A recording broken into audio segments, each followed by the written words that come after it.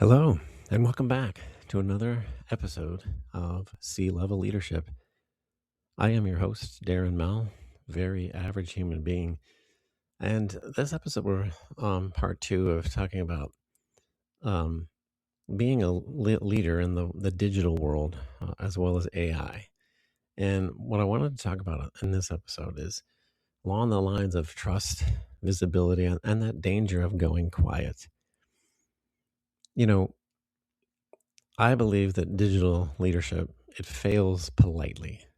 And that's just through lack of response of people. If you think about this digital leadership, it rarely explodes. It just fades out.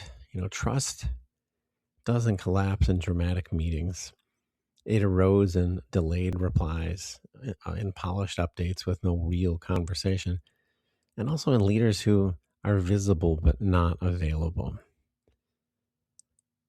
And by the time you notice the disengagement as a leader, it's already emotional. And I think us as leaders out there, if you're listening today and you understand it, that connection between the people that you lead it's a very important. It's even more important in the world that we're in now.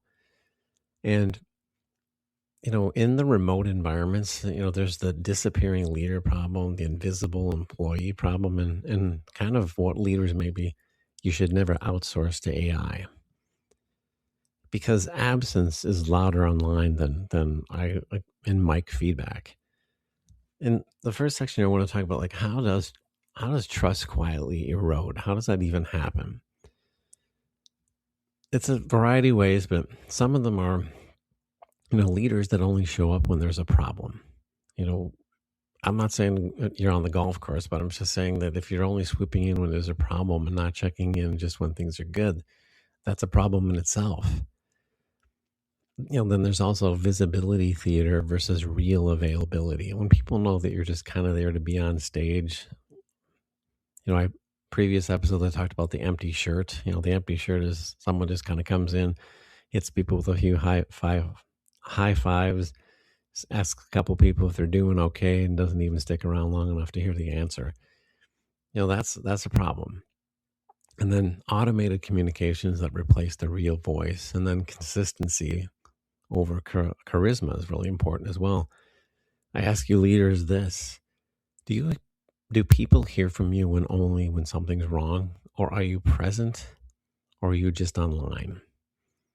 What would your team say about your accessibility to you? In digital environments, absence echoes. And then let's look at this from the other side of it, and this is really for self-awareness of yourself as a leader. The invisible employee problem. Loud voices, they dominate the digital space. Not just here, but even in the political world and in social media as well. The quiet contributors tend to disappear, and visibility becomes mistaken for value. The question is like, who haven't I heard from lately? When's the last time you asked yourself that question as a leader? Who on your team hasn't spoken in the last 3 meetings? Or do you have those people in your team that just never say anything in a team meeting? And are you rewarding the performance or the personality? And how do you, as a leader, intentionally draw in the quieter contributors? It's important to rotate voices in meetings, directly invite the input and publicly name the contributions. But this really stems back to you as a leader from the early days of how the tone is set from the moment you start as a leader. And if they're not comfortable with doing something, you might have missed something on the step to that.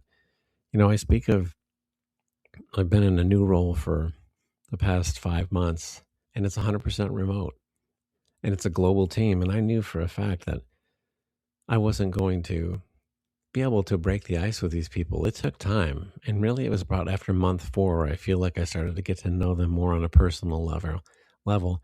And what happened? They start to open up more on team calls. They're not the scared cat that's going to go run away from you when you come up to it. I've gotten to know them. I invested that time to get to know them on a human level.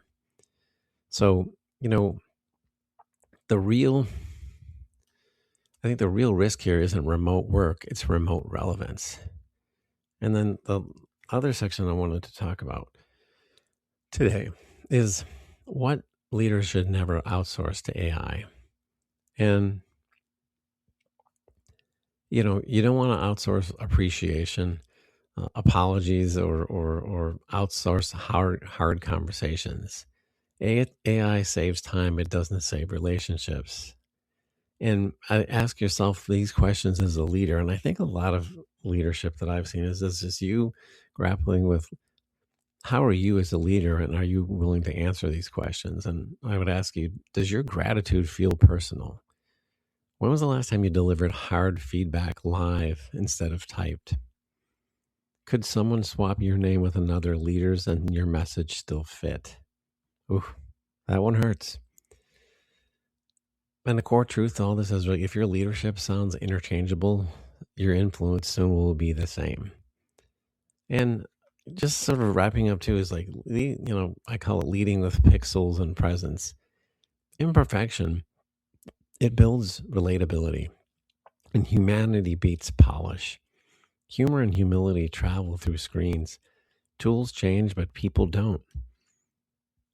One day, meetings may happen in holograms, but empathy will still be analog. And I say this out of the respect for the people that I lead. When you think about it, everyone that you lead, they have lives, they've got bills, they got family, they got dreams, they got things they're trying to do. And that when we talk about human resources, that human as a resource, I take that responsibility very seriously. I want people to feel welcomed, respected, and valued at work, and not fearful, because I want them to end their day at work where they can go enjoy time with their family and not be thinking back of their head, did I say something wrong? Did I do something wrong? Am I going to lose my job? I've been in those environments, and I'm sure some of you have as well. It's not fun. And when you think of human, we talk about human versus human resources, humanity, it's so important. Leading at sea level, and I'm talking SEA, in the digital era, it's not about mastering platforms. I believe it's about showing up emotionally when you must, and then digitally when you have to, and then physically when you can. Technology evolves, trust still grows the same way it always has, slowly, intentionally, and human to human. My final call to all you leaders out there is, what's one thing that you will stop outsourcing? And then who on your team needs to feel seen this week? And how can you show up more consistently, but not more performatively? And I hope this message resonated with you all. Again, I'm building community here. I would love to hear from leaders around the world what you have to say about this. More to come. And I thank you for listening. If you like, hit the subscribe button and have more. And my name is Darren Mell, average human being and leader at sea level. Talk to you next time.